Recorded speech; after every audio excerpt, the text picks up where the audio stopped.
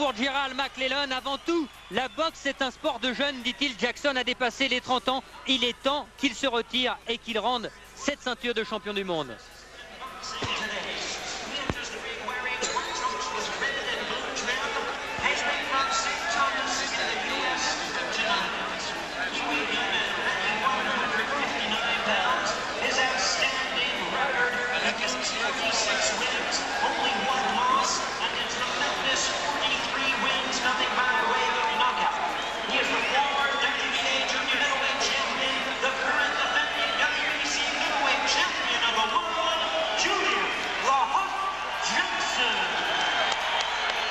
Et la réponse de Julian Jackson, que McClellan sache que je suis bien préparé et que je ne suis pas un enfant à qui l'on veut prendre quelque chose.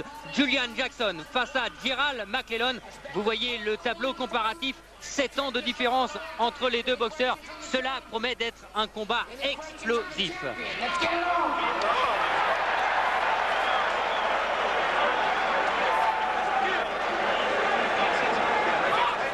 Gerald McClellan en culotte jaune face donc à Julian Jackson en culotte blanche.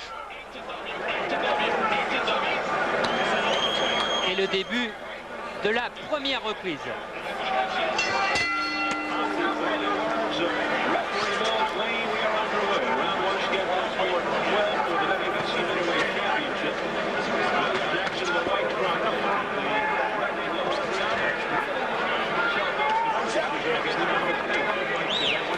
Il est certain que dans ce championnat, le premier qui va toucher, compte tenu de leur efficacité, ça va être très important. Hop là, une droite de Jackson. L'efficacité, c'est 93% de KO pour Jackson, 92% pour Gerald McClellan.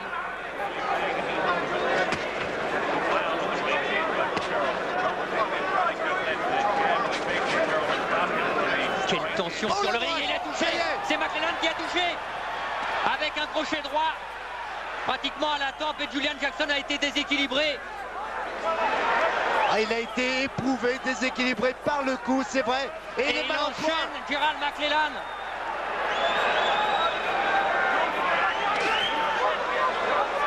Oh, le crochet gauche que vient de prendre McClellan. Il est à son tour en difficulté, un petit peu moins. Sur chaque coup, le combat peut se terminer. Toute la puissance, tout le punch.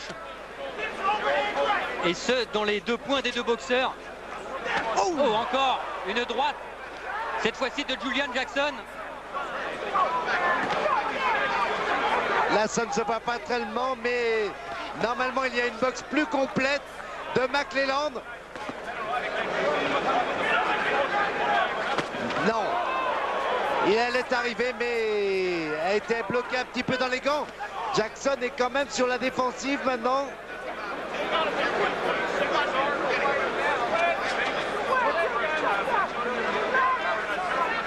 Oh, dans la poitrine. Heureusement, cette droite est arrivée à la hauteur de la poitrine. Et à chaque fois, vous pouvez entendre l'impact des coups.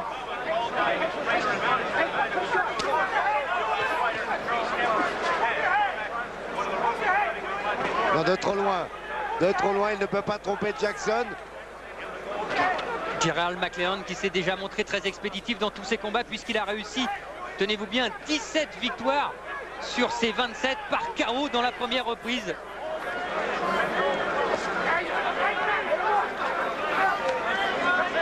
Ah là, il y a l'épreuve de force en même temps. McClellan paraît plus fort physiquement, moins mobile. Plus varié dans sa boxe, il travaille au corps, il travaille à la face. Jackson est un longiligne. Et la fin de cette première reprise avec déjà beaucoup d'émotion. Extraordinaire première reprise. La tension est au maximum. Et on retrouve Julian Jackson dans son coin.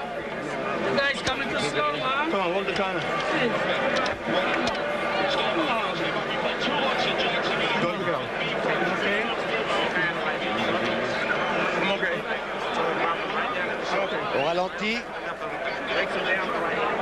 La première Première droite qui arrive à la tempe, réussie par Cleveland.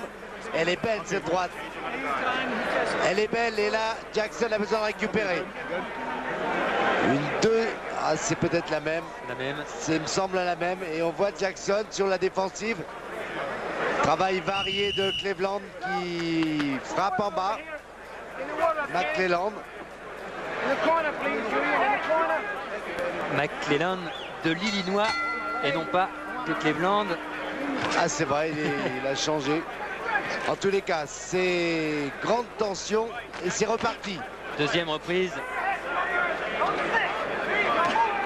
Plus actif, McClelland.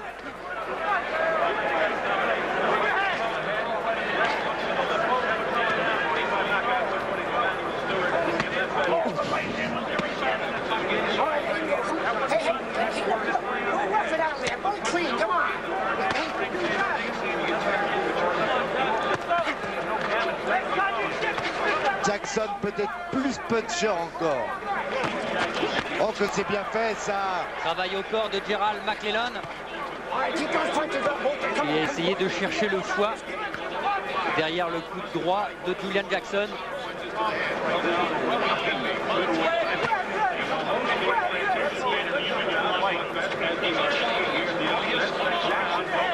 Pour l'instant, c'est Jackson qui a repris ses appuis. Oh, cette droite plongeante. Il vaut mieux l'esquiver. Ah oui, le danger est permanent. Il ne faut pas faire la moindre faute. Jackson a les mains très hautes. McClelland a tendance à baisser son bras avant gauche. Mais il faut faire attention. Bon direct du gauche doublé de Jackson.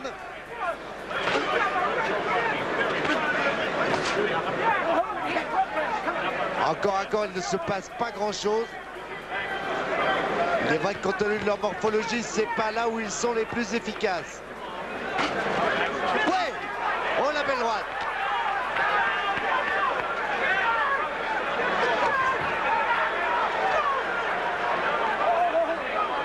Et McClelland qui avait senti le danger et qui s'était mis à bouger. Oui, à bouger, c'est inhabituel dans sa boxe, c'est pas son genre. Mais il faut s'adapter.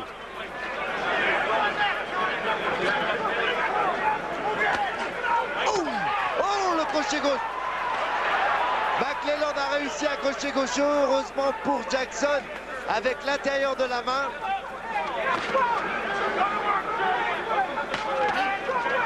Et malgré ça, on l'a vu déséquilibré.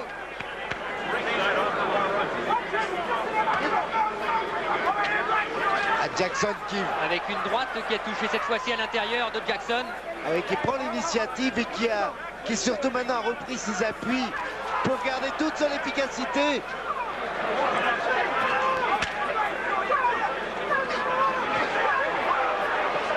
Oh, la puissance, tout le punch vraiment, on l'a dit.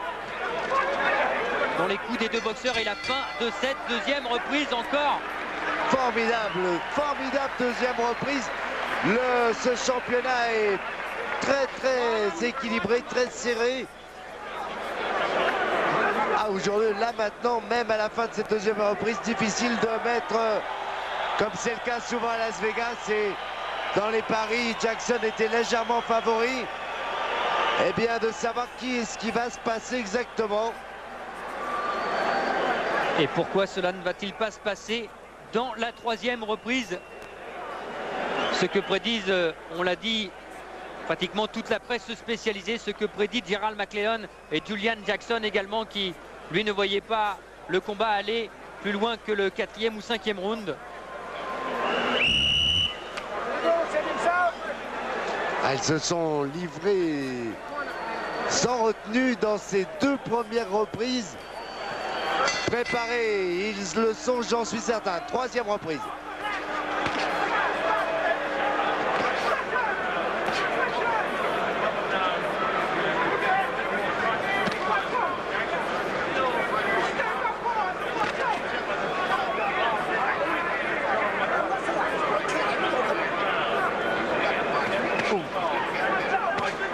Ça part d'un petit peu loin de Jackson, c'est dû à l'immobilité de McClelland. qui fait des petits pas en arrière. Encore une fois cette droite.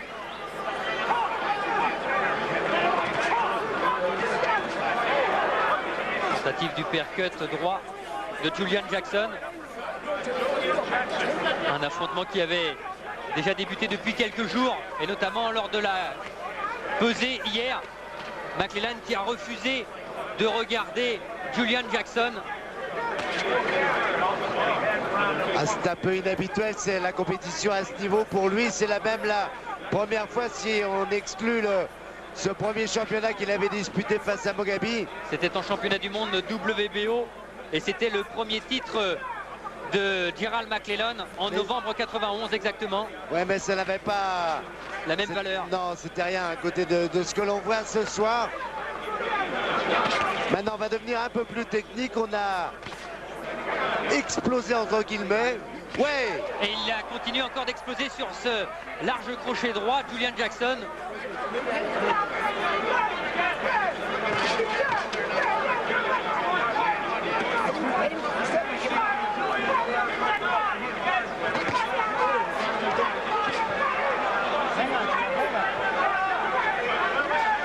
Ouais. Et quand il prend l'initiative, Jackson, il est très très bon et il est très dangereux.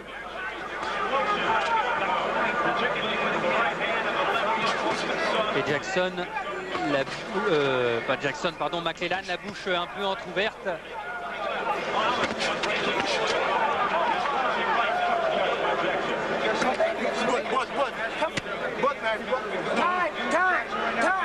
Et discussion entre Julian Jackson et Mills Lane.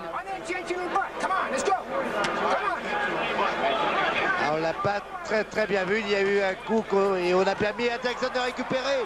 Mais là, il est en difficulté maintenant. Et heureusement qu'il a esquivé le coup qui venait de Gerald McClellan.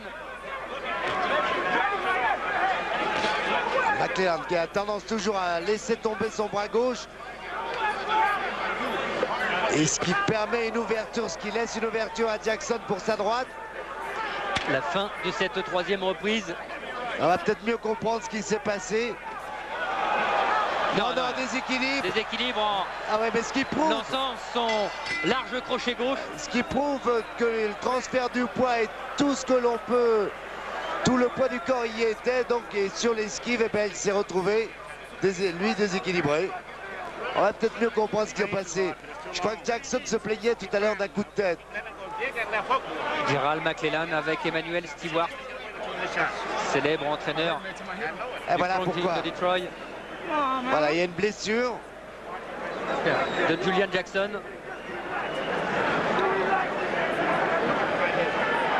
Au niveau de l'arcade gauche. Ouais, mais il me semble que c'est bien à l'intérieur et donc ça peut... Alors on va peut-être essayer de comprendre. Non, il a le choc de tête, il n'est pas plus d'un côté que de l'autre. Je comprends pas très bien. Ouais, difficile, là, je m'excuse. Opinion sur ce qui s'est passé, alors que ce qui est sûr, c'est que Jackson est touché. Ouais, que maintenant il va peut-être précipiter les choses. Quatrième reprise. Et toujours cette vitesse de bras de la part des deux boxeurs. 72 kg 574, catégorie des poids moyens, ça va vite. Et là on a affaire en plus à deux punchers.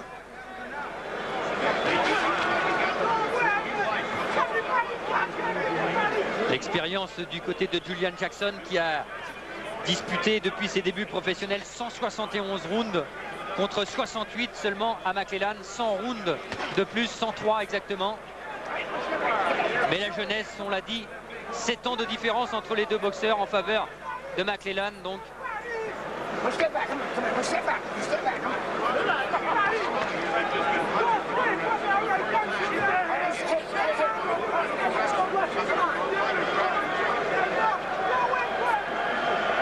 ah oui, il a l'air blessé en dessous, au-dessous de l'œil. On voit pas très bien. Apparemment, ça ne le gêne pas trop. Ouais, c'est limite.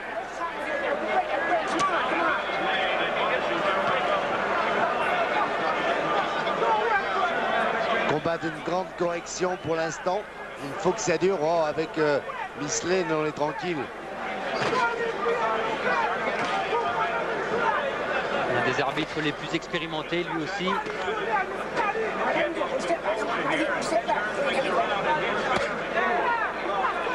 Ça fait mal au corps, ça fait mal. Sape la résistance, l'endurance de l'adversaire surtout.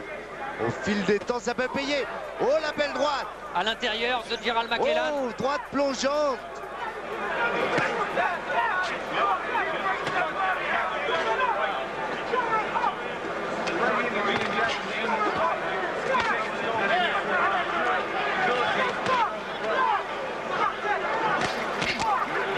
C'était bien une tentative de percut sur une rentrée de McClellan qui se fait contrer par une droite.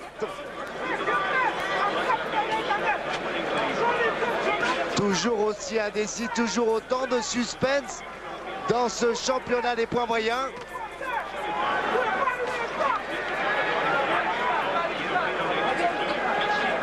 Jackson, on peut le dire par rapport aux 3 autres champions du monde, eh bien on peut considérer que c'est le meilleur. Mais McClellan a bien envie de prendre sa place.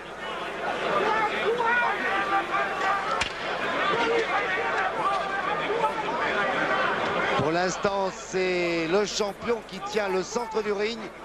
Il a raison. Il a raison et il fait une bonne reprise.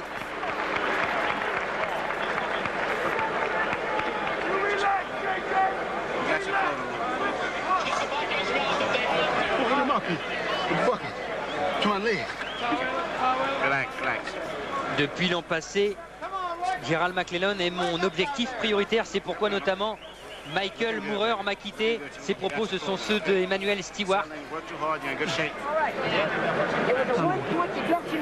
Alors que l'on continue de soigner cette blessure de Julian Jackson.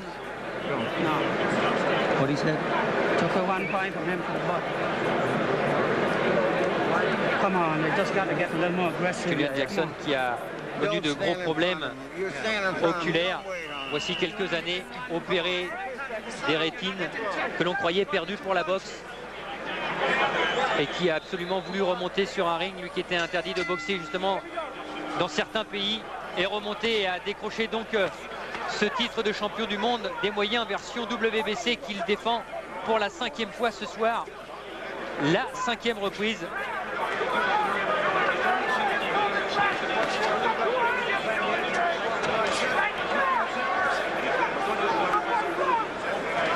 Trop loin, trop loin.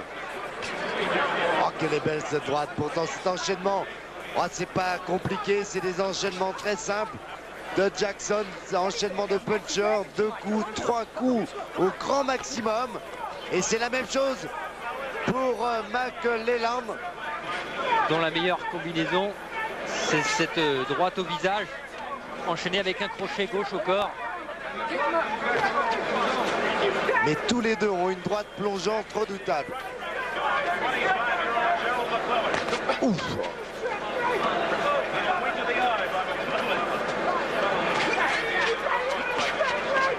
Attention, il compte trop sur ses jambes, McClellan.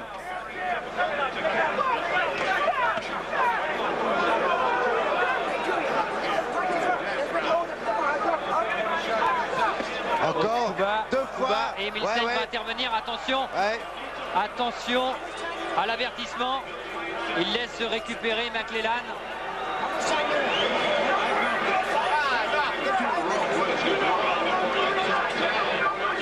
Voilà, il va pouvoir donner du temps à McClellan pour récupérer. Recommandation pendant ce temps-là à Julian Jackson. C'était pas volontaire, on sait que Jackson n'est pas un tricheur, on sait que Jackson n'a jamais eu besoin d'avoir recours à des coups interdits pour gagner ses combats, mais ça arrive, ça dépend de la position de l'adversaire. Maintenant, il va falloir qu'il fasse plus attention.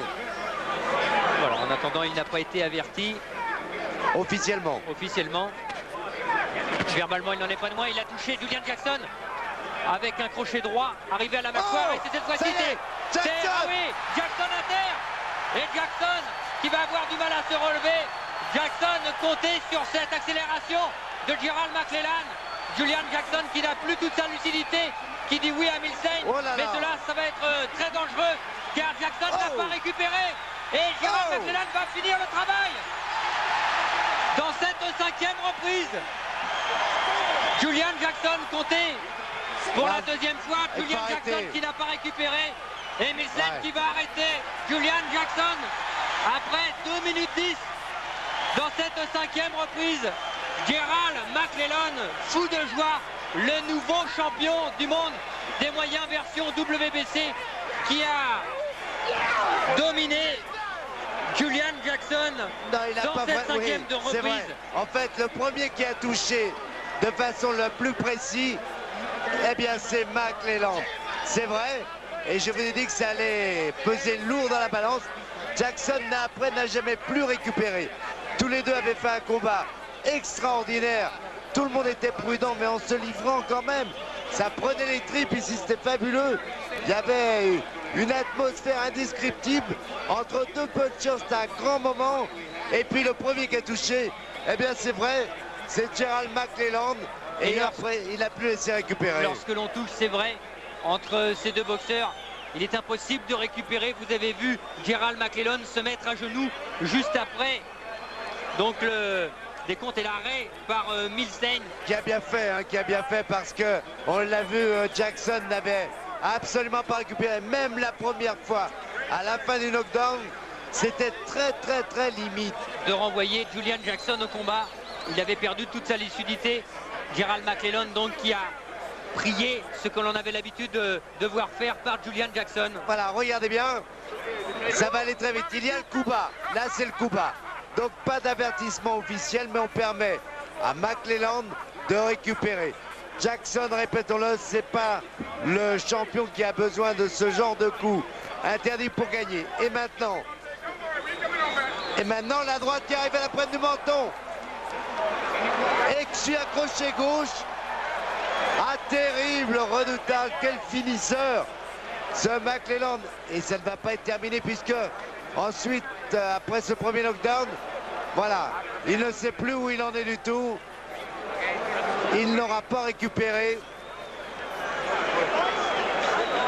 Et Milstein, là, cette fois, ne le laissera pas répartir à juste raison. Voilà, parfait. On protège la santé de ce champion. Champion exemplaire, mais qui, là, ce soir, a trouvé un plus jeune, un plus fort, pour ce soir au moins, parce qu'entre deux punchers, on peut refaire le match 2 fois, 3 fois, il peut se passer des résultats complètement inversés. Julian Jackson donc dépossédé de son titre des moyens version WBC par Gerald McClellan. Combat sensationnel donc pour débuter cette soirée ici au Thomas & Mack Center de Las Vegas, alors que ce centre maintenant qui accueille toutes les grandes réunions de Las Vegas est en train de bien se remplir. Gerald McClellan, vous le découvrez une nouvelle fois assis. Il nous avait déjà fait impression à Mexico parce que nous l'avions découvert là-bas. Vous ne l'aviez pas vu, les abonnés, parce que on n'avait pas l'antenne à ce moment-là. Mais il nous avait fait une grosse impression et il confirme ce soir tout long bien que beaucoup de gens de la boxe pensaient de lui. Jeune et bien beau champion d'aujourd'hui de la WBC. Voilà, et un 30e combat victorieux, certainement pour l'instant le plus beau de sa carrière. Et il reçoit la ceinture sous un fabuleux geste de Julian Jackson qui l'applaudissait en frappant dans ses gants. Vous voyez Julian Jackson continuant à applaudir Gerald McClellan, extraordinaire champion, dont maintenant, eh bien, on va se demander quel avenir pour Julian Jackson qui aura